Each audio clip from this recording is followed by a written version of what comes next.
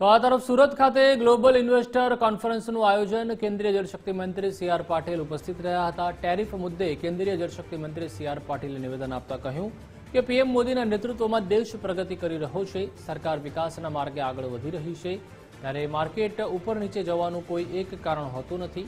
દેશ પ્રગતિ કરતો હોય ત્યારે આ પરિણામ સ્વાભાવિક લાગે. એક કારણ છે કે રાજકીય સ્થિરતા અને વિકાસ. અમેરિકામાં ટેરિફ વોરના કારણે ત્યાંનું માર્કેટ ડિસ્ટર્બ છે, જેના કારણે કદાચ ડોનાલ્ડ ટ્રમ્પને યુ ટર્ન લેવો પડ્યો તેવું પણ સી.આર. પાટીલે જણાવ્યું. પરંતુ રાજકીય રીતે સ્થિરતા,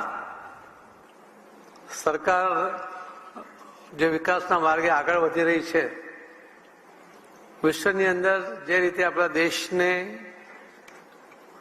મહત્વ મળી રહ્યું છે, દરેક ક્ષેત્રમાં ભારત આગળ વધી રહ્યું છે, એવા આપણા લાડીલા વડાપ્રધાન શ્રી નરેન્દ્ર મોદી સાહેબના નેતૃત્વમાં જ્યારે દેશ પ્રગતિ કરતો હોય ત્યારે આ પરિણામ એ સ્વાભાવિક લાગે છે.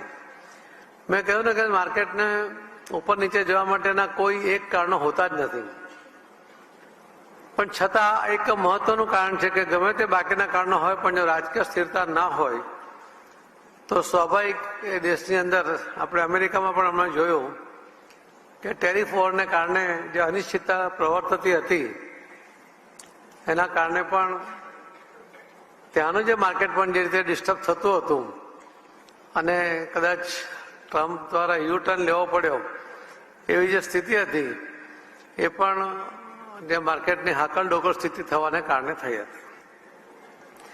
મારે તો આપને એટલું જ કહેવું છે